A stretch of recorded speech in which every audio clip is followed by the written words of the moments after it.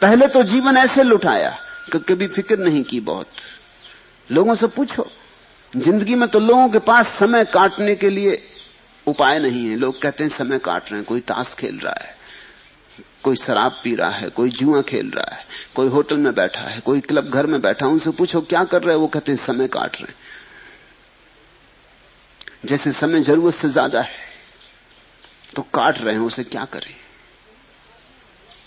यही आदमी मौत के वक्त चीखेगा, चिल्लाएगा कि और 24 घंटे मिल जाते, एक रात और पूर्णिमा का चांद देख लेता, एक रात और कर लेता प्रेम, एक रात और रह लेता अपने परिजनों के बीच, एक बार और सूरज उग जाता, एक वसंत और देख लेता, एक बार और देखता खिलते फूल, एक बार और सुनता गीत गाते पक्षी। पकड़ता है, अब सब जा रहा है, अब नहीं सोचता उसे कि क्या करे। पहले समय काटता था। तुम सोचते हो तुम समय काट रहे हो, तुम गलती में हो। समय तुम्हें काट रहा है। तुम समय को क्या काटोगे? तुम समय को कैसे काटोगे? आदमी के पास कोई आरा नहीं है जिससे समय काटा जा सके। समय इतना सूक्ष्म है, कोई आरा उसे नहीं काटता। समय का आरा तुम्हें काटता जाता है। जब तुम ताश खेलते हो, कहते हो समय काट रहे हैं, तो समय हंसता है। समय तुम्हें काट रहा है। समय तुम्हारी मौत को करीब ला रहा है। जिस दिन मौत द्वार पर खड़ी हो जाएगी, उस दिन मुश्किल में पड़ोगे। एक सूफी कथा है, एक लकड़हारा 70 साल का हो गया है। लकड़ियां ढोते ढोते जिंदगी बीत गई। कई बार सोचा कि मर क्यों ना जाऊं। कई बार परमात्मा से प्रार्थना की कि हे प्रभु, मेरी मौत क्यों नहीं भेज देता। सार क्या है इस जीवन में? रोज लकड़ी काटना, रोज लकड़ी बेचना, थक गया हूं। किसी तरह रोटी रोजी जुटा पाता हूं, फिर भी पूरा पेट नहीं भरता। एक जून मिल जाए तो बहुत। कभी कभी दोनों जून भी उपवास हो जाता है। कभी वर्षा ज्यादा दिन हो जाती, लकड़ी नहीं काटने जा पाता। फिर बूढ़ा भी हो गया हूं, कभी बीमार हो जाता। और लकड़ी काटने से मिलता कितना है। एक दिन लौटता था थका मांदा, खांसता खकारता अपने गट्ठर को लिए, और बीच में एकदम ऐसा उसे लगा कि अब बिल्कुल व्यर्थ है मेरा जीवन, ये मैं क्यों ढो रहा हूं। उसने गट्ठर नीचे पटक दिया, आकाश की तरफ हाथ जोड़ के कहा कि मृत्यु तू सबको आती है और मुझे नहीं आती। हे यमदूत, तुम मुझे क्या भूल ही गए हो? उठा लो अब। संयोग की बात, ऐसा अक्सर तो होता नहीं। उस दिन हो गया, यमदूत पास से ही गुजरते थे, किसी को लेने जा रहे होंगे। सोचा कि बूढ़ा बड़े हृदय से कातर होकर पुकार रहा है, तो यमदूत आ गए। उन्होंने उसके कंधे पर हाथ रखा, बोले क्या भाई, क्या काम है? बूढ़े ने देखा मौत सामने खड़ी। प्राण कब गए। कई दफे जिंदगी में बुलाई थी मौत। बुलाने का एक मजा है जब तक आए ना। अब मौत सामने खड़ी थी तो प्राण कब गए। भूल ही गया मरने इत्यादि की बातें। बोला कुछ नहीं और कुछ नहीं, गट्ठर मेरा नीचे गिर गया है, यहां कोई उठाने वाला ना दिखा, इसलिए आपको बुलाया, जरा उठा दें और नमस्कार। कोई आने की जरूरत नहीं है। और ऐसे तो हम जिंदगी भर कहते रहे मुझे मरना नहीं है, ये सिर्फ गट्ठर मेरा उठा के मेरे सिर पर रख दें। जिस गट्ठर से परेशान था उसी को यमदूत से उठवा के सिर पर रख लिया। उस दिन उस बूढ़े की पुलक देखते जब वो घर की तरफ आया, जवान हो गया था फिर से। बड़ा प्रसन्न था, बड़ा प्रसन्न था कि बच गए मौत से। मौत के क्षण में जीवेशना प्रगाढ़ हो जाती है। अब तो मौत दिखाई पड़ती, इधर गया हुआ जीवन दिखाई पड़ता है जिसको ऐसे ही गंवा दिया, कभी भोगा नहीं। इस अकड़ में रहे कि क्षण भंगुर को क्या भोगे। कभी ठीक से खाया नहीं, कभी ठीक से पहना नहीं, कभी ठीक से राग रंग ना किया। इस सबको उस आशा में बिता दिया, और ये खड़ी मौत। और मौत के पार कुछ है, अब ये पक्का नहीं होता। अब कौन पक्का दिलाए, कौन भरोसा दिलाए। तो जीवेशना बहुत जोर से उठेगी। मेरी प्रक्रिया मूलतः भिन्न है, इसलिए मैं तुमसे कहता हूं वासना से भागना मत, वासना को दबाना मत, वासना को जीना, समग्रता से जीना। इस जीवन के अवसर को छोड़ना नहीं। इस जीवन के अवसर में जितने गहरे उतर सको उतर जाना। एक ही बात ख्याल रखना, जागरूक रहना और देखते रहना कि इस जीवन में कितने ही गहरे उतरो, कुछ मिलता है कि नहीं मिलता। मैं तुमसे उपवास करने को नहीं कहता, मैं कहता हूं जितना स्वाद ले सको भोजन का लेना, लेकिन स्वाद ले ले के बार बार जाग के देखना मिला क्या। पानी पे बबूला उठा और मिट गया। जितनी काम वासना में उतरना हो उतर जाना, लेकिन हर बार काम वासना को ध्यान बना लेना, उतरते वक्त देखना कि मिल क्या रहा है। और मैं तुमसे ये नहीं कह रहा हूं कि तुम कहो कि कुछ नहीं मिल रहा है, ख्याल रखना, वो तुमने कहा तो गड़बड़ हो गई, तुमने दमन शुरू कर दिया। मैं तुमसे ये नहीं कह रहा हूं कि तुम दोहराना कि क्या रखा है यहां, कुछ भी नहीं मिल रहा है, मैं ये कह ही नहीं रहा। मैं ये कह रहा हूं तुम गौर से देखना, कुछ मिल रहा है, कौन जाने मिलता हो तो ठीक। और भय क्या है, लेकिन कभी कहीं किसी को कभी कुछ नहीं मिला, इसलिए अगर तुमने गौर से देखा तो तुम पा ही लोगे सब राख है। ये जो राख की अनुभूति है, ये सारे जीवन पर तुम्हारे राख का जो अनुभव होगा, यही तुम्हें कह देगा इस जीवन में कुछ भी नहीं। फिर मौत आएगी तो तुम डरोगे क्यों, भयभीत क्यों होगे? जिस जीवन में कुछ था ही नहीं, अगर वो जाने लगा तो पकड़ने की क्या बात है। हम पकड़ते इसीलिए हैं कि हम ठीक से देख नहीं पाए कि जीवन में क्या है। एक लड़का सिर्फ दही ही दही खाता था, सब समझा बुझाकर हार गए। साधु सन्यासियों के पास ले जाया गया, उसने एक न मानी। जितना समझाते उतना उसका दही में रस बढ़ता जाता, जो कि बिल्कुल स्वाभाविक है। करो निषेध, रस बढ़ता है। किसी को कह दो इस दरवाजे के भीतर झांक के मत देखना, फिर मुश्किल हो जाती, फिर झांक के देखना ही पड़ता। आखिर आदमी आदमी है, उत्सुकता जगती। जिस चीज को दिखाना हो लोगों को, उसको छिपाना, मगर इस ढंग से छिपाना कि लोगों को पता चल जाए कि तुम छिपा रहे हो, बस फिर लोग आ जाएंगे। तुमने देखा ना, जिस फिल्म में सब बच्चों को बुलाना हो उस पर लिख दो केवल वयस्कों के लिए, सब चले। छोटी उम्र के लड़के 2 आने की मूछ लगा के पहुंच जाएंगे। अगर वयस्कों के लिए है तो जाना जरूरी है, जरूर कुछ मामला है। निषेध तो वही होता है जहां कुछ हो रहा हो। विज्ञापनदाता लिख देते हैं पढ़ना मना है विज्ञापन के ऊपर, कृपा करके इसको मत पढ़िए। फिर आप बिना पढ़े आगे नहीं निकल सकते। कैसे निकलेंगे? जितना समझाया साधु सन्यासियों ने, गुरुओं ने कि दही बहुत बुरा है, उन्होंने बड़ी बड़ी आयुर्वेद से उल्लेख किए कि दही के क्या क्या नुकसान है, उतना ही उसका रस दही में बढ़ता गया। आखिर एक बूढ़े आदमी के पास उसे ले जाया गया। रहा होगा बूढ़ा कुछ मेरे जैसा। उसने क्या कहा? उसने कहा बेटा दही खाना कभी मत छोड़ना, इसमें बड़े गुण हैं, ये तो लाख दवाओं की दवा है दही। वो बेटा भी चौंका कि इतने दिन हो गए कभी किसी ने ये नहीं कहा। जिसके पास गए वही दही के खिलाफ था। ये बूढ़ा होश में है। मानता तो वो भी था कि खराब है, क्योंकि तकलीफ तो वो भी भोगता था दही के कारण। सर्दी जुकाम पकड़े रहता, बुखार आ जाता। अभी जवान था लेकिन फीका होने लगा था, दही मारे डाल रहा था।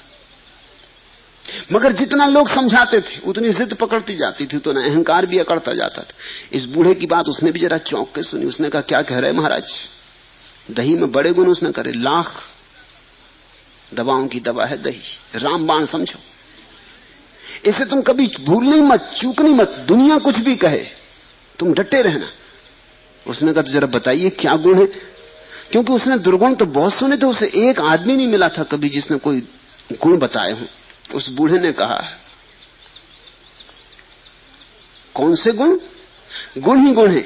जैसे समझो पहला, एक की दही खाने वाले की कभी चोरी नहीं होती। वो युवक भी चकित हुआ कि ये भी खूब गुण, दही खाने वाले की चोरी नहीं होती। 2 की दही खाने वाले की कभी पानी में डूबकर मृत्यु नहीं होती। उसने देखा कि बूढ़ा पागल तो नहीं है, दही से पानी में डूबने का क्या संबंध। और 3 के दही खाने वालों को कभी कुत्ता नहीं काटता। उसने कहा आप होश में तो हैं, क्या बातें कर रहे हैं, किस शास्त्र में लिखा है, आयुर्वेद में कहां लिखा है? और बूढ़े ने कहा सुन, और 4 कि दही खाने वाला कभी बूढ़ा नहीं होता। वो युवक तो बोला कि मैंने बहुत ज्ञानी सुने, मगर आप कुछ अलग ही तरह के ज्ञानी, जरा मुझे विस्तार से समझाइए।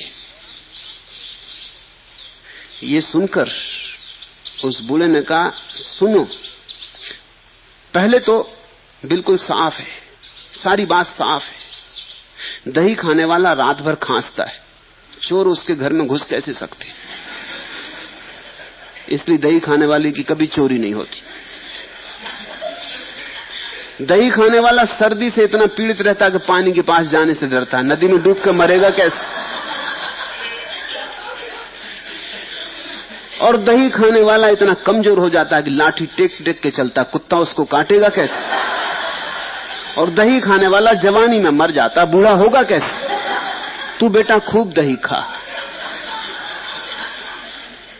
कहते हैं उसी दिन उस युवक का दही खाना छूट गया। मैं भी तुमसे यही कहता हूं, खूब दही खाओ, न तुम्हारी चोरी होगी, न कुत्ता तुम्हें काटेगा, न पानी में डूब के मरोगे, न तुम बूढ़े होगे।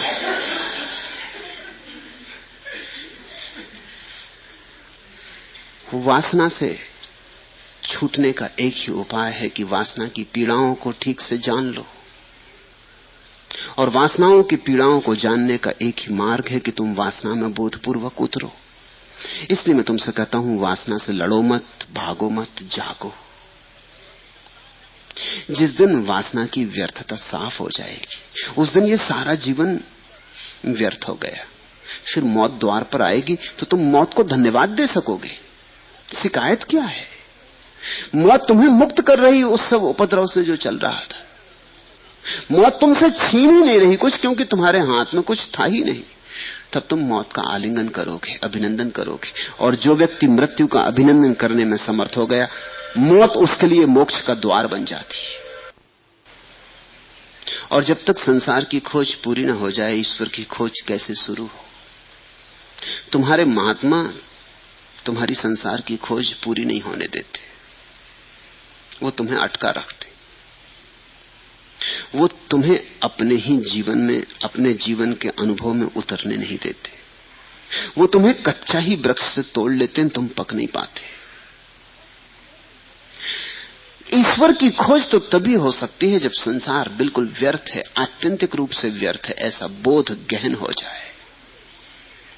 जब तुम जान लो कि संसार में कुछ भी नहीं है, तभी तो तुम किसी और संसार की खोज पर निकलोगे। जब तक तुम्हारा मन यहां अटका है, जब तक तुम्हें लगता है शायद कुछ हो ही, अभी मैंने पूरा खोजा कहां, अभी मैंने पूरा देखा कहां, अभी बहुत काने कोने अभी अनखोजे रह गए हैं, अभी बहुत सी गलियां अपरिचित रह गई हैं। तो तुम ईश्वर को खोजोगे कैसे? ईश्वर के खोज का मौलिक अर्थ इतना ही होता है कि संसार की व्यर्थता प्रमाणित हो गई, अपने ही अनुभव से प्रमाणित हो गई। फिर तुम उसे ईश्वर नाम दे सकते हो, या मोक्ष, या निर्वाण, या सत्य, जो भी तुम नाम देना चाहो। लेकिन उसके पहले खोज शुरू नहीं होती। संसार में ईश्वर के खोजी इतने कम इसलिए हैं कि ईश्वर के नाम पर बहुत धोखाधड़ी, और ईश्वर के नाम पर कच्चे लोगों को धर्म की दिशा में निष्णात किया जाता है। ईश्वर के नाम पर लोगों का लोभ उकसाया जाता है। लोभ से मुक्ति नहीं होती, लोभ उकसाया जाता है। तुम्हें तुम्हारे शास्त्र अधिकतर यही समझाते रहते कि छोड़ दो तो बहुत पाओगे, और जब कोई बहुत पाने के लिए छोड़ता है तो छोड़ता ही नहीं। पाने के लिए छोड़ा तो छोड़ा कहां? 1 रुपया छूटा और 1000 मिलने वाले हैं, तो छूटे कहां? तुमने तो बड़ा सौदा कर लिया, 1 रुपया छोड़ा और 1000 पाने का इंतजाम कर लिया। तो तुम्हारे लगाव तो वही के वही है, तुम बदलते तो रत्ती भर नहीं। तुम्हारा ईश्वर भी तुम्हारे साथ झूठा हो जाता, तुम झूठे हो, तुम्हारा ईश्वर झूठा हो जाता। तुम अभी सच्चे नहीं। तुमने अभी इस जीवन का जो अवसर तुम्हें मिला है, इसकी ठीक ठीक जांच परख नहीं की। तो पहली तो बात मैं ये कहता हूं, इसकी ठीक जांच परख करो। ये अवसर बहुमूल्य है, इसे ऐसे ही मत गंवा दो। इन्हें फिजूल बातों में मत गंवा देना, किसी एरेगेरे की बातों में मत गंवा देना। ये तुम्हारा जीवन है, इस जीवन को तुम अनुभव करो। तुम्हें अगर क्रोध उठता है तो क्रोध का अनुभव करो, ताकि क्रोध की पीड़ा साफ हो जाए, इतनी साफ हो जाए कि उसी स्पष्टता के कारण क्रोध करना मुश्किल हो जाए। तुम्हें काम है तो काम में उतर जाओ, मगर इतने गहरे उतर जाओ कि तुम्हें काम में कुछ भी सार नहीं है, ऐसा सूत्र उपलब्ध हो जाए जीवंत अनुभव से। तुम्हें धन की दौड़ है, कोई हर्जा नहीं, दौड़ लो, जल्दी कुछ भी नहीं है। अगर तुम बिना धन की दौड़ में गए और महात्मा हो गए तो तुम महात्मा होके भी धन की दौड़ ही जारी रखोगे, कुछ फर्क ना पड़ेगा। अगर तुम्हें राजनीति में रस है तो लड़ ही लो चुनाव, उतर जाओ उसी उपद्रव में, हो ही लो पागल। अगर तुम बीच में ही लौट आए, गए नहीं, कह रहे उसमें क्या रखा है, बुद्धिमानों की बात मान ली, उधार बात मान ली कि बुद्धिमान कहते हैं राजनीति में क्या रखा है, और तुम गए नहीं, तुम महात्मा हो जाओगे, लेकिन तुम्हारी जिंदगी राजनीतिक की ही जिंदगी होगी। तुम बैठ जाओगे आसन लगा के, लेकिन तुम्हारे भीतर राजनीतिक मौजूद रहेगा। जीवन में रूपांतरण अनुभव से आते हैं, भीतर की बदलाहट से आते हैं, बाहर की बदलाहट से नहीं। धर्म के नाम पर लोगों ने बाहर खूब बदलाहटें कर ली। मैंने सुना है, एक रूसी कथा है, एक कौआ बड़ी तेजी से उड़ता जा रहा था। एक बुलबुल ने उसे देखा और पूछा, चाचा कहां जा रहे हो? पूरब को जा रहा हूं, यहां मेरा रहना दूभर हो गया है, कौए ने कहा। कोयल ने पूछा क्यों? कौए ने कहा, यहां मेरे गान पर सभी को ऐतराज है। मैं गाता नहीं, मैंने शुरू गाना नहीं किया कि लोग ऐतराज करने लगते, अरे बंद करो, बकवास बंद करो, कांव बंद करो। यहां गाने की स्वतंत्रता नहीं और सबको मेरे गाने पर ऐतराज है। कोयल ने पूछा, लेकिन जाने मात्र से तो तुम्हारी समस्या हल नहीं होगी, पूरब जाने से क्या होगा? कौए ने कहा, क्यों? कौए ने आश्चर्य पूछा, इसलिए कि जब तक तुम अपनी आवाज नहीं बदलते, पूरब वाले भी तुम्हारे गाने पे ऐतराज उठाएंगे, पूरब वाले भी तुम्हारे गाने को इसी तरह नापसंद करेंगे। कुछ फर्क ना पड़ेगा, तुम्हारी आवाज, तुम्हारा कंठ बदलना चाहिए। परिस्थिति बदलने से कुछ नहीं होता, मनस्थिति बदलनी चाहिए। एक आदमी ग्रस्त था, गृहस्थी से अभी मुक्त तो मन न हुआ था, लेकिन संन्यास्त हो गया। अब वो संन्यास्त होके नई गृहस्थी बसाएगा। एक आदमी के बेटे बेटी थे, उनसे छूट गया, तो शिष्य शिष्याओं से उतना ही मोह लगा लेगा, कोई फर्क ना पड़ेगा। कोयल ने ठीक कहा कि चाचा, पूरब जाने से कुछ भी ना होगा, लोग वहां भी तुम्हारी कांव पर इतना ही ऐतराज उठाएंगे। ईश्वर के खोजी संसार में इसलिए कम है कि ईश्वर के झूठे खोजी बहुत ज्यादा हैं, और ईश्वर के झूठी खोजी होने में बड़ी सुगमता है। कुछ बदलना नहीं पड़ता और बदलने का मजा आ जाता, धार्मिक होना नहीं पड़ता और धार्मिक होने का रस और अहंकार। कच्चे लोग फलों से, वृक्षों से तोड़ लिए गए, कच्चे फल पके नहीं थे, पकने का मौका नहीं मिला था। मैं तुमसे कहता हूं नास्तिक रहना। अगर नास्तिकता अभी तुम्हारे लिए स्वाभाविक मालूम पड़ती हो, अभी आस्तिक होने की जरूरत नहीं, फिर अभी घड़ी नहीं आई, जल्दी क्या है? अभी कच्चे हो, पको। जिस दिन नास्तिकता अपनी ही समझ से गिर जाए और जीवन में स्वीकार का भाव उठे, उसी दिन आस्तिक बनना, उसके पहले मत बन जाना। नहीं तो झूठा आस्तिक सच्चे नास्तिक से बदतर हालत में हो जाता है।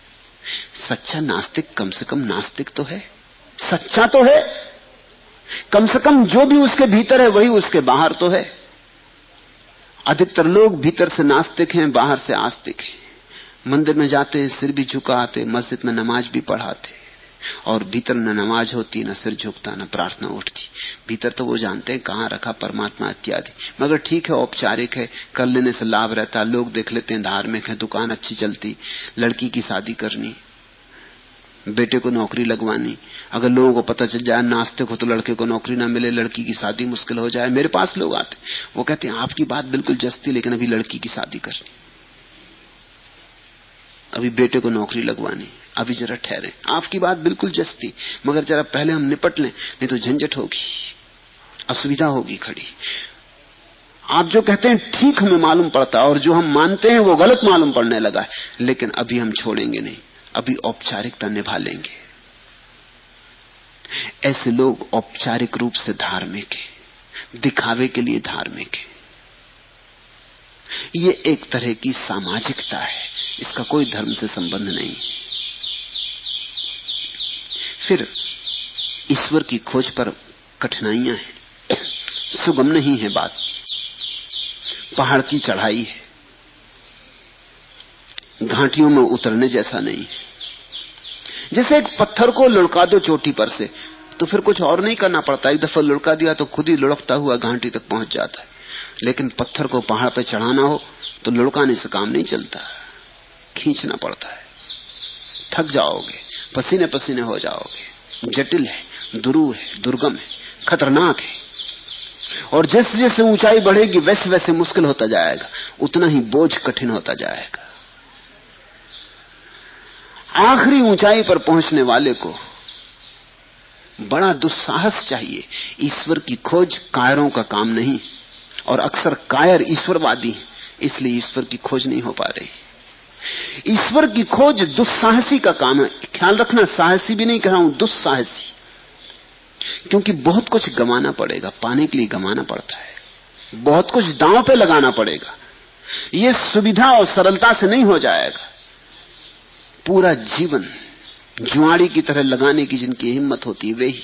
और अड़चन यह है कि मार्ग कठिन और मंजिल का पक्का नहीं कि कहां होगी कि नहीं होगी, पूरब होगी कि पश्चिम होगी, पता नहीं कौन ठीक कहता, बुद्ध ठीक कहते कि महावीर ठीक कहते कि कृष्ण की क्राइस्ट। हजार विकल्प हैं और मंजिल बहुत दूर है, कुहासे में छिपी है, और रास्ता बड़ा दुर्गम है। 4 कदम तक दिखाई पड़ता है, फिर रास्ता अंधेरे में दबा है।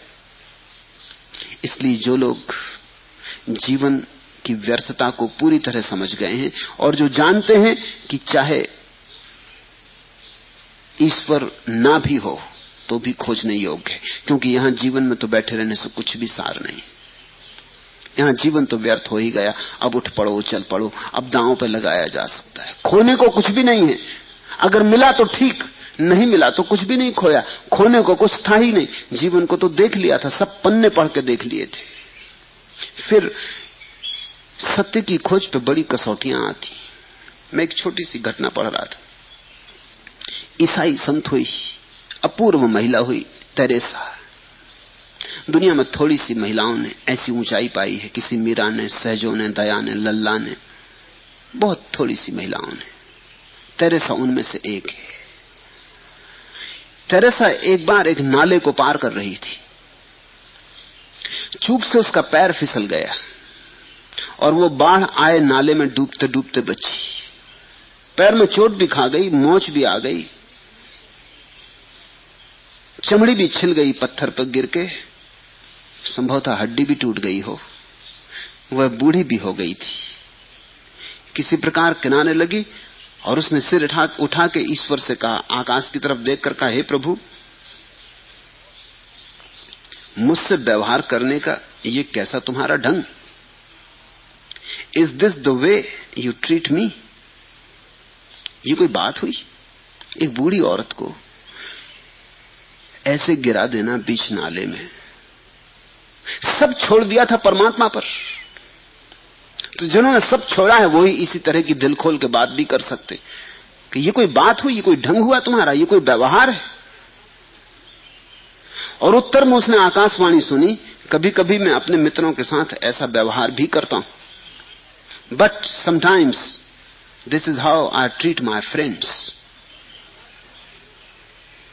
ईश्वर की आवाज गूंजी कि हां, ऐसा ऐसा कभी कभी मैं व्यवहार अपने मित्रों के साथ करता हूं, शत्रुओं के साथ तो ईश्वर बड़ा दयालु, क्षमा करने को तैयार, मित्रों के साथ बहुत कठिन। कारण मित्रों को कसता है, मित्रों के लिए परीक्षा। शत्रुओं को क्या कसना, वे तो वैसे ही भटके हैं, उन पर दया करता है। मित्रों को कसता है, पहुंचने के करीब करीब हो रहे, घर करीब आ रहा, कसावट बढ़ती जाती, उनकी परीक्षा लेता, परीक्षण करता है। सो ईश्वर की आवाज ने कहा, but sometimes this is how I treat my friends. अपने मित्रों के साथ ऐसा व्यवहार कभी कभी मैं करता हूं। तैरासा ने कहा, तब सुन लो, तब कोई आश्चर्य नहीं कि तुम्हारे मित्र इतने थोड़े क्यों हैं। Then no wonder you have so few of them. तुम पूछते हो ईश्वर के इतने खोजी कम है, क्यों है? इसीलिए ईश्वर खूब परीक्षा करता है। मगर तेरेसा जैसी हिम्मत की औरत ही ऐसी बात कह सकती, तो सुन लो, उसने कहा। फिर इसलिए बैठे रहते अकेले, संग साथी भी नहीं मिलते, क्योंकि जो मिलते उनको तुम सताते उल्टा। अब ये बूढ़ी औरत को ऐसे फिसला देना, ऐसे गिरा देना, हड्डी तोड़ देना, ये भी कोई बात हुई? आदमी थोड़ा शिष्टाचार का भी ख्याल रखता है, इसका भी तुम्हें ख्याल नहीं। मगर ये बड़े प्रेम में बातें कही गई। बात महत्वपूर्ण है। महत्वपूर्ण यह है कि तेरेसा ने कहा, इसलिए तुम्हारे मित्र इतने कम हैं। अब मैं जान गई कि तुम्हारे मित्रों की संख्या कम क्यों है। कसौटी है।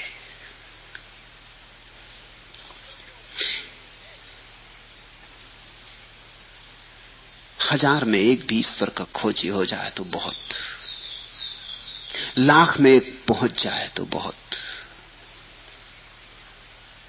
हजार में एक आध खोज पर निकलता है, लाख में एक आध पहुंचता है। तुम हजारों में से एक बनो, चुनौती स्वीकार करो। तुम लाख में से एक बनो, क्योंकि उसी अद्वितीय अनुभव से जीवन तृप्त होता है, संतुष्ट होता है। ईश्वर के बिना कोई तृप्ति नहीं, सत्य के बिना कोई संतोष नहीं।